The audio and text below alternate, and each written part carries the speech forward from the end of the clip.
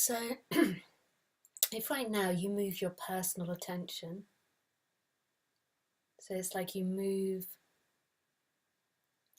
the personal awareness into your body, just feel how different that is from the personal awareness just being in the thinking. You can even put the personal awareness on the breath in and just feel that breath go into the pit of your stomach, right down to below your belly button. And see how alive this body is. Like all the emotions and the feelings.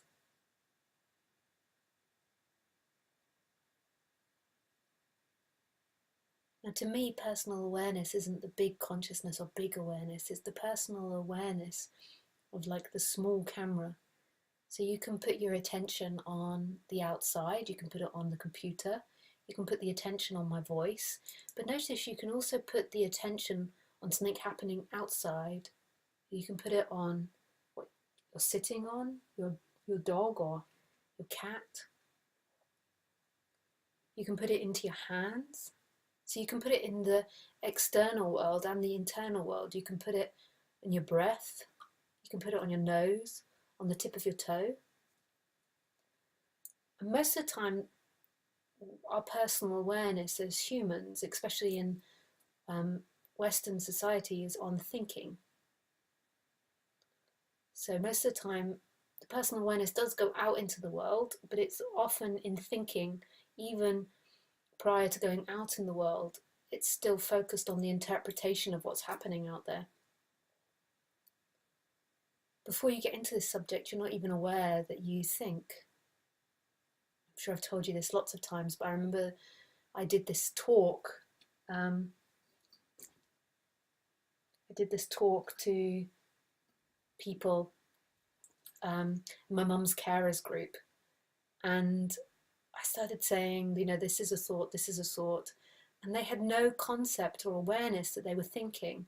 So they thought that everything they thought was reality, was true. So they were complaining about the NHS system, which is the government-run healthcare system. And I was trying to explain to them it was a thought. Their anger towards it was a thought. It wasn't necessarily true. And this produced a lot of rage in people. And I was quite shocked because I wasn't trying to dismiss what they say. I was accepting and saying that's your feeling and that's your thoughts about it, but it doesn't necessarily mean it's true. But they had no sense that they were thinking. They couldn't see they thought. They just thought that was reality, that the sky was blue, that the ground was hard, that the NHS was shit, and that they were right. And they had no sense that's my thought. That was just the truth, the reality, the way it was.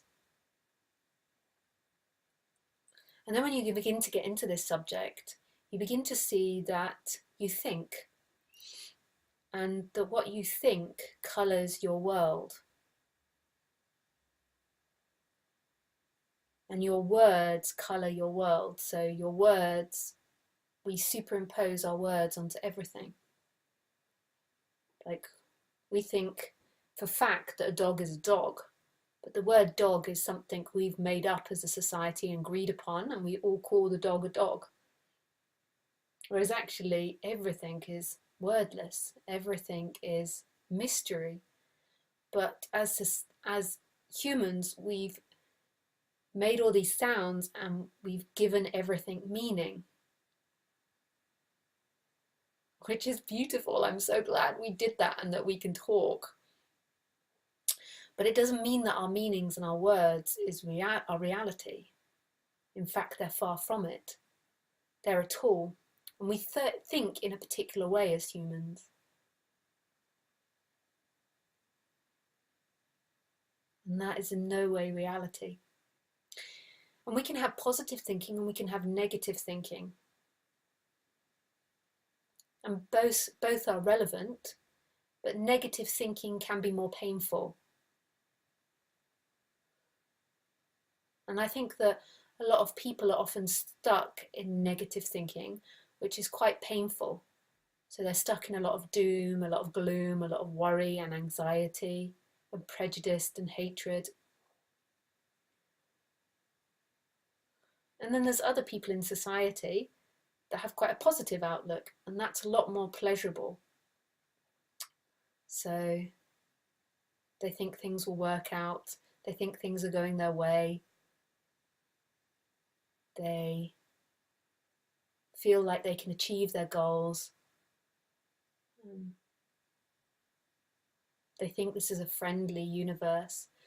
But it seems that those type of people are fewer and far between. Is that the English saying? Meaning that they're not as common as the negative thoughts thinking people. And I shall explain why this is.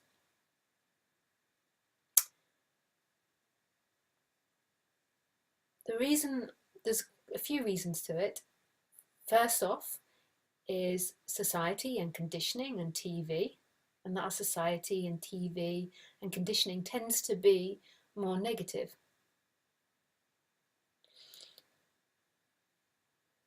It will depend on your parents' outlook and the way your parents taught you and the way your schooling taught you as well. And then number two, it's the nature of thinking. So the reason that we evolved to think is firstly so we could improve our environment, we could make better homes, we could work out together what caused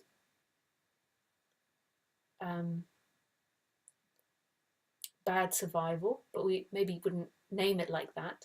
But we as a group of humans, because we live in groups, we could work out problems together and solve the problems. So we could work out how to build a better house. We could work out how to create a constant supply of water. We could work out how to keep animals. We could work out how to train dogs to hunt for us. We could work out lots of things, how to have communal childcare, how to have communal education, how to share. But notice that the main reason that we begun to think as humans and evolved to think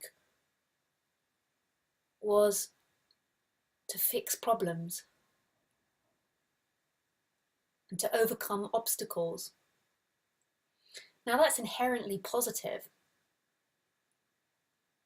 Like that's a really beautiful thing, that we're overcoming problems, that we can fix problems and we can grow and evolve and survive and thrive. But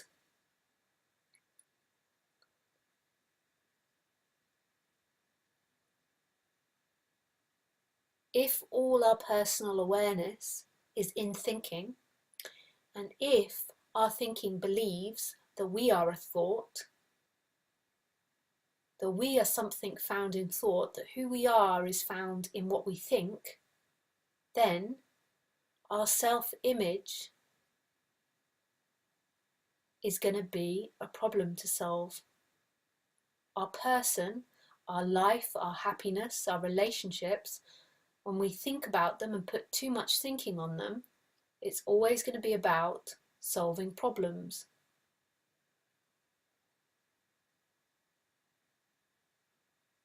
So we're always going to be looking for problems.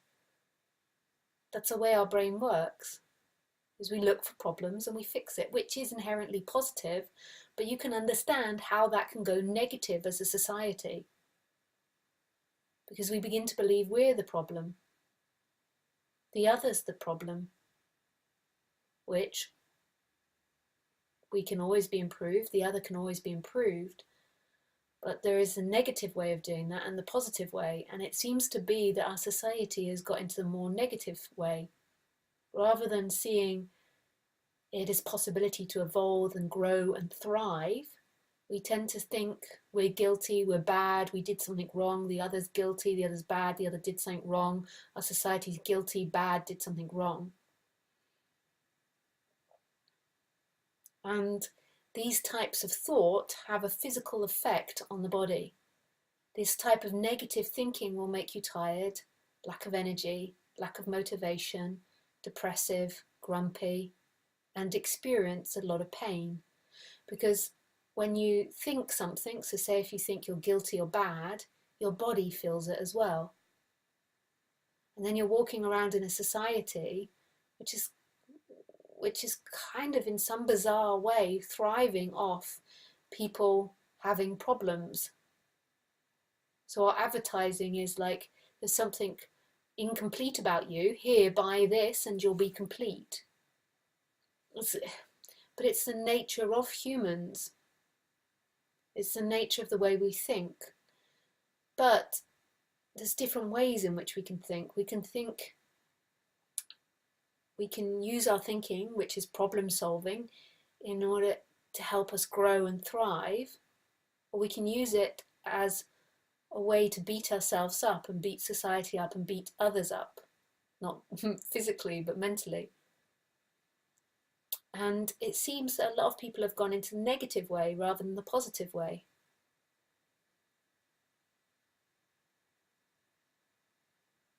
And it's a slight change in thinking. And this change in thinking can really change energy levels and sense of well-being on the human level. So if you are thinking that so say you wake up and you've got a list of 10 jobs to do, so all of us normally have jobs. If the attitude is positivity towards these jobs, then they're more than likely going to be accomplished and there's going to be enjoyment doing it. If there's negativity, then more than likely they won't be accomplished, there'll be exhaustion, it will be a painful experience. And if you keep repeating that over years and years and years, then it becomes a habit. So let me give you an example. So say, I'll just give you an example of what happened to me today. I'm in between moving and I'm renting an apartment, and I broke the cooking plate, like the stove. I didn't really break it, it just kind of broke and then it was broken. That sounds like such an excuse, but it was most probably I'd knocked it and then the heat like increased the break, and I didn't really notice breaking it, but it just suddenly was broken. And I live in France, so and my French isn't so great, so in order to get a new one, and also the kitchen's not designed so great in my rented apartment, so buying a new cooking stove didn't fit in the current hole, so I also had to get someone to cut the hole to make it bigger. Lots of different things. A complicated job. Now, you can go negative on that and you could think, why is this happening now? Why does this happen to me? It's my landlord's fault. It wasn't my fault. Why does life do this to me? Why is life always so hard? Why is this complicated? Blah, blah, blah. You could go, you can do this with anything. You could do this just with your door and one of your cupboards becoming loose. And this whole stream of thinking starts. Or there could be a positive looking at it.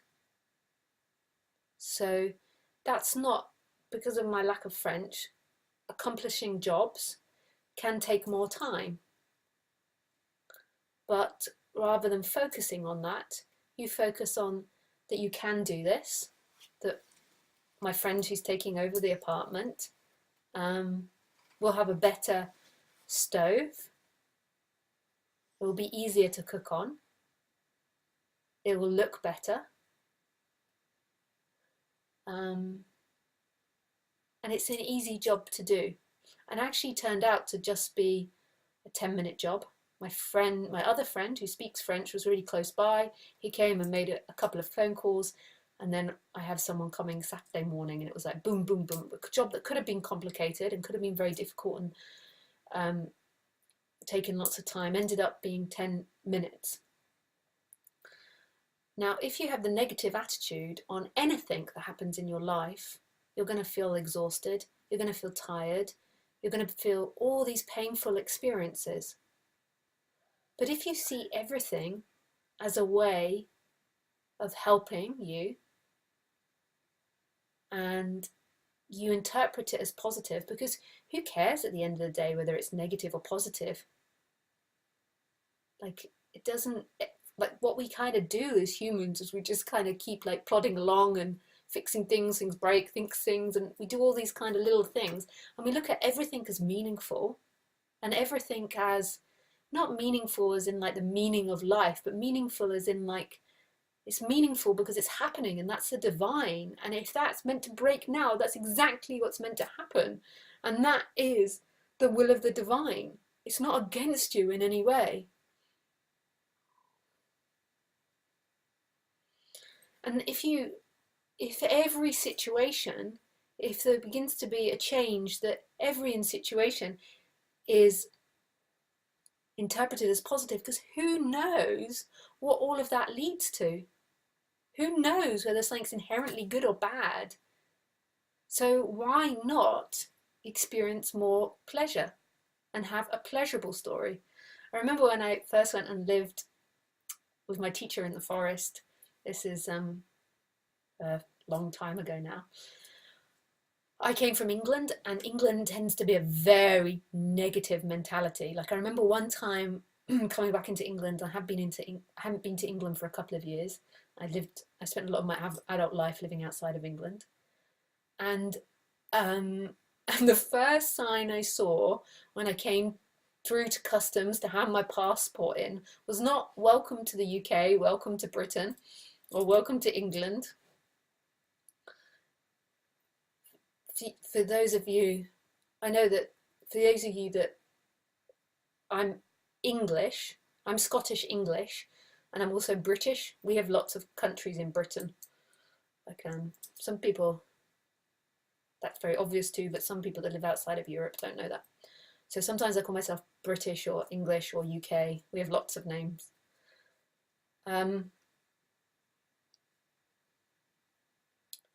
So and the first thing that when I came back into London wasn't "Welcome to London, welcome to England, welcome to the UK." It was, "Do you have a complaint?" I died laughing when I saw it. Like, what country does that? "Do you have a complaint?" And I could see all the English people like, "Oh yes," and off they go to have a complaint.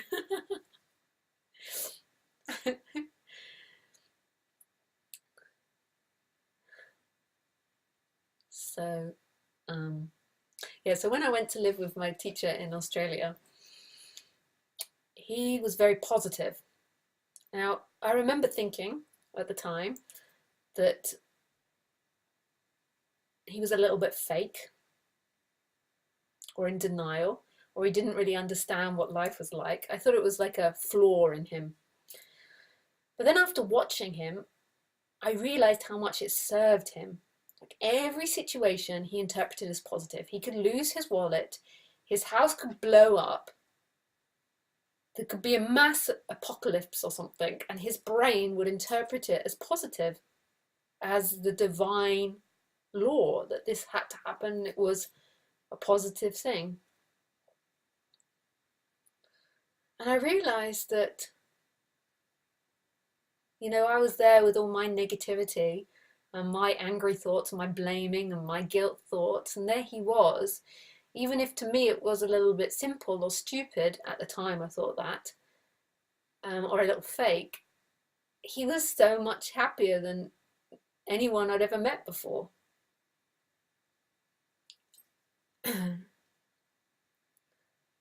And And so I remember then putting conscious effort into seeing the brighter side. Now, not forcing myself out of negativity, because you can't, but just reinterpreting slightly to turn it into positive.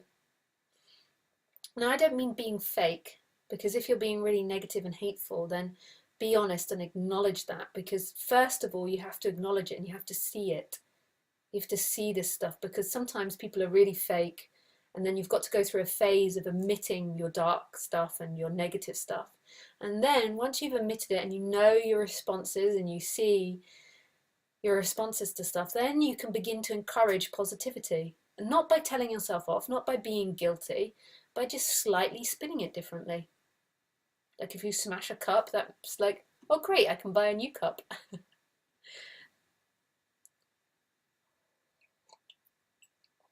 But positive or negative thinking doesn't lead to non-duality, because positive or negative thinking cannot affect who you truly are.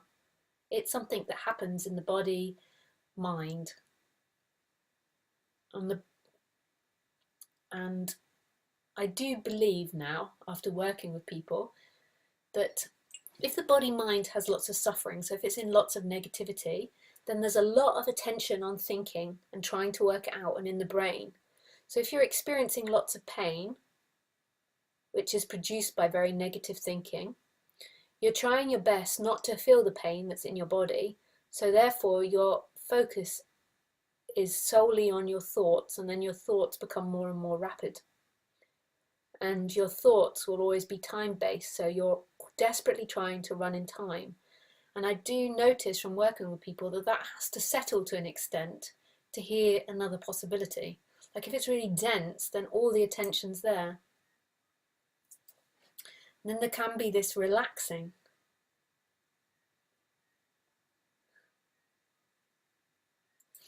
Sorry, Sue, I'm just going to cut you off there because I'm still doing the introduction. So,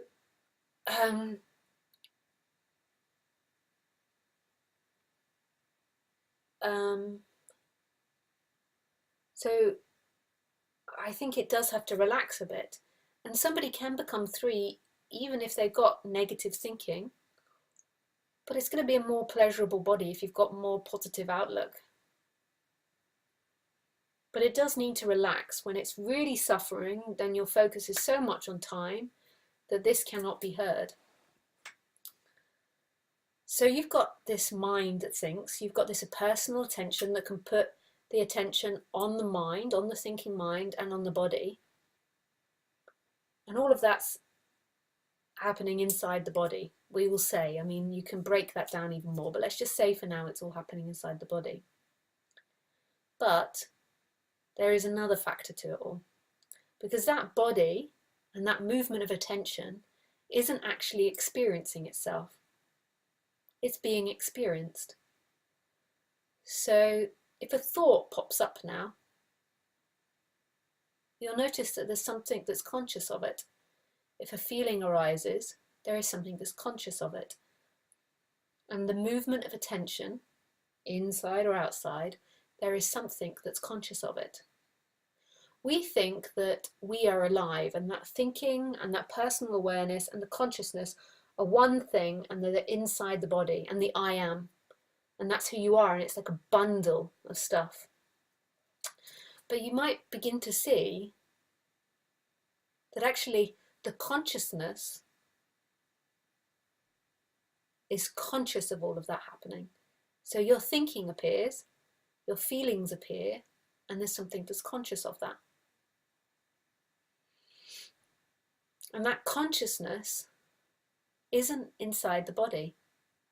It doesn't belong to you, to who you think you are. So you think that you're somebody that's moving in time. You're somebody that arrived in this room and that's going to leave this room and that's had a life, was born on a certain day and dies on a sort of day, and you believe that person's alive. But that person is like a film playing on a screen. It's dead. It's not alive, it's not conscious. There is conscious of that. Now that thinking and those feelings appear inside the body. So your thinking appears inside the body. But your world is seen is a projection of that body. It's hard to say because so everything you see is the way your brain interprets it. So if somebody else's eyes will interpret this room differently, will interpret my words differently. So everything you see is an interpretation of that body, mind, that brain, and the feeling system. So by the thinking and the feeling system. So even though I say it's happening inside your body, it's kind of like a hologram because your brain is actually projecting the world. So the world is kind of inside the body. Like your world is kind of formulated inside your brain and then sort of projected out there. But all of that isn't conscious. The person doesn't contain the consciousness. There is something that's conscious of that. So that person that you think yourself to be and you think yourself to be alive isn't actually alive. It's a film running. It's being experienced. It's not an experiencer. So you, who you believe yourself to be, isn't alive. It's being experienced. So now when you hear my voice, the brain is interpreting my voice. So the brain is interpreting what I say, dissecting what I say, liking it or disliking it. But the brain isn't conscious of what I say. So the brain isn't alive. The brain is like a film. The brain is like a filter on this. Then there's something prior to the brain which is conscious. And that consciousness isn't a thing. And this is so crazy and hard to explain, but that consciousness is also all things. So it's everywhere, it is all things. Like consciousness is invisible, it's not in a place, but at first we feel like it's behind our head or behind everything. But actually it's everywhere. Isn't that amazing?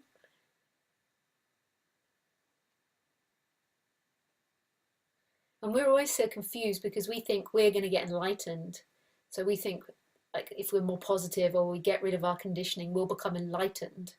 Often that stuff has to relax to an extent, so you're balanced, or just there's not so much attention on you or contraction. But it's not you that gets enlightened because you're not alive. You're not conscious. You, the story of you isn't conscious. There is something being conscious of the story of you. Isn't that cool? And this consciousness also has a friend, a best friend, and it's called the I am. So that sense of existence is the same as consciousness. You think you exist inside the body, and that existence isn't here. But that I am, before I am Lisa, or I am Rachel, I am Henry, is actually everything and everywhere, and is prior to anything. It's so cool. So everything you look at now is yourself as consciousness, and everything is conscious, but no one thing is conscious. So Lisa isn't conscious, you are not conscious, because there's no one thing that's conscious, but consciousness is all things. I know it most probably sounds super confusing. And consciousness is what remains. And that sense of I am is what always is. You and who you think you are and what you own and what you like and what you don't like comes and goes in this.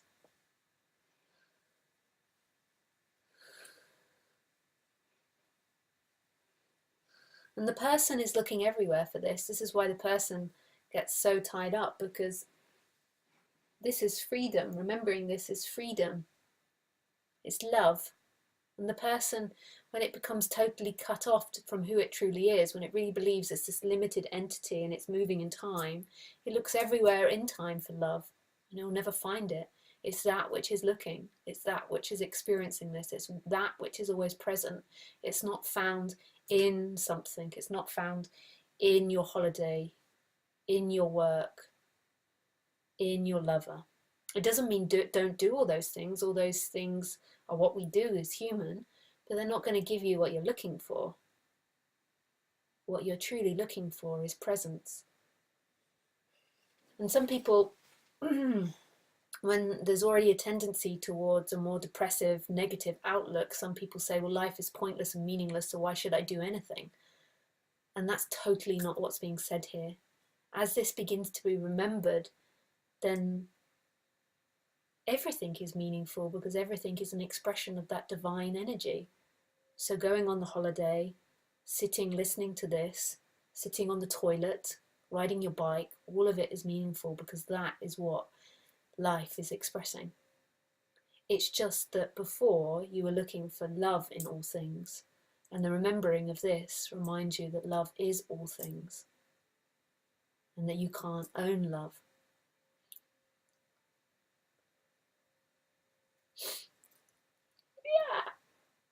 Yeah. Hello, Ici.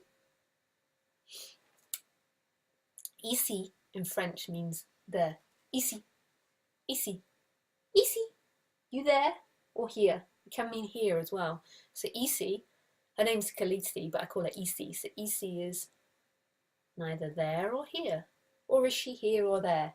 Ii, where are you? Where are you, Ici?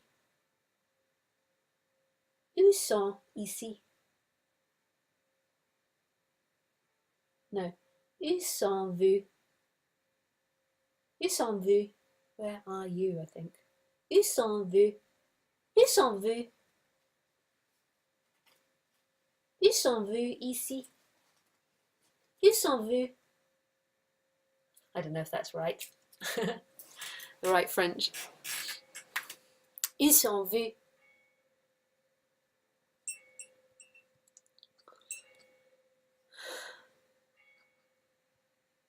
Good morning from California. Good morning, Mark. Thanks for the scalloped potatoes.